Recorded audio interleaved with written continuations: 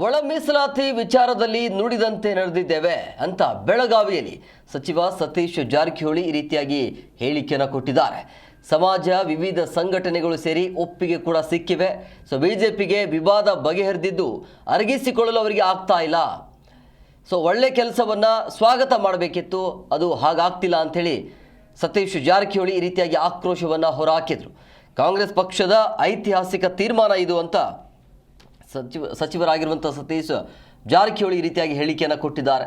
So ಒಳ ಮೀಸಲಾತಿಯ ವಿಚಾರವಾಗಿ ಅಂದರೆ ನಾವೇನು ಮಾತನ್ನು ಕೊಟ್ಟಿದ್ದೀವಿ, ನುಡಿದಂತೆ ನಾವು ನಡೆದಿದ್ದೇವೆ ಅಂತ ಬೆಳಗಾವಿಯಲ್ಲಿ ಸತೀಶ್ ಜಾರಕಿಹೊಳಿ ಈ ರೀತಿಯಾಗಿ ಆಕ್ರೋಶವನ್ನು ಹೊರಹಾಕಿದ್ರು. ಅಂದರೆ ಒಳ್ಳೆ ಕೆಲಸ ಇದ್ದಾಗ ಅದನ್ನು ಒಪ್ಕೊಳ್ಬೇಕು, ಅದನ್ನು ಬಿಜೆಪಿ ಒಪ್ಕೊಳ್ಳೋಕ್ಕೆ ರೆಡಿ ಇಲ್ಲ ಅಂತ.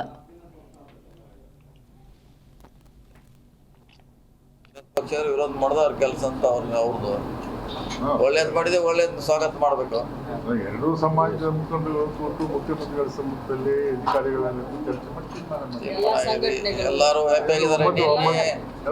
ಒಪ್ಕೊಂಡಿದ್ದಾರೆ. ಅವರೇ ಬಂದು ಸಂತೋಷ ವ್ಯಕ್ತ ಮಾಡಿದ್ದಾರೆ CM ಅವ್ರ ಮುಂದೆ. ಸೊ ಎಲ್ಲ ಸ್ಮೂತ್ ಆಗಿದೆ. ಇನ್ನೇನ್ರ ಇದ್ರೆ ನಾವು ಹೊಸದು ಹುಡುಕ್ಬೇಕು. ಅವರು BJP ಅವರು ಮತ್ತೇನಿದ್ರು ಹೊಸದು ಹುಡುಕ್ಬೇಕು. ಇದಂತೆ ಕ್ಲೋಸ್ ಆಯ್ತು. ಅವ್ರಿಗೆ ಅರಗಿಸ್ಕೊಳಕ್ ಆಗ್ತಿಲ್ಲ ಅಂತ ಹೌದು, 100% ಆಗ್ತಿಲ್ಲ. ಯಾಕಂದ್ರೆ ಅವ್ರಿಗೆ ಇಶ್ಯೂ ಬೇಕೇನಾದ್ರು.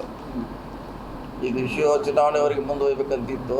ಆದ್ರೆ ನಮ್ಮವರೆಲ್ಲ ಭಾಳ ಚಾಣಾಕ್ಷತೆಯಿಂದ ಅಂಕಿಅಂಶಗಳನ್ನು ಮುಂದಿಟ್ಟು ಇದನ್ನ ಸಮಾಜ ಮುಖಂಡ ವಿಶ್ವಾಸದಿಂದ ಇದು ಮುಗಿಸಿದ್ದಾರೆ.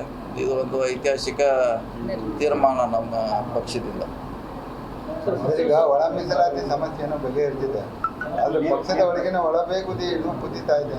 ಅದು ಹೆಂಗೆ ಮಾಡ್ತಿಲ್ಲ, ABC ಕ್ಯಾಟಗರಿ ಹೆಂಗಾಗಿದೆ ಅದು ಹಂಗಾಗ್ತೈತಿ. ಆ ಬಿಂದು ಈ ಬಿಂದು ಸರಿಸಾಡಿ ಏನೇನೋ ಮಾಡ್ಯಾರ. ಇದು ಹಂಗಾಗ್ತೈತೆ. ಮೊದಲು ಹೇಳಿದೆ, ನಮ್ಮ ಪಕ್ಷದ ಪರಿಹಾರ ಮಾಡಲಿಕ್ಕೆ ವರಿಷ್ಠರಿದ್ದಾರೆ, ಹೈಕಮಾಂಡ್ ಇದೆ, ಸ್ಟೇಟಲ್ಲಿ ಸೀನಿಯರ್ ಲೀಡರ್ ಬಗೆಹರಿಸ್ತಾರೆ. ಮತ್ತೊಂದು ಪಕ್ಷದಲ್ಲಿ ಎಲ್ಲ ಇರೋದ ಶಾಂತಿ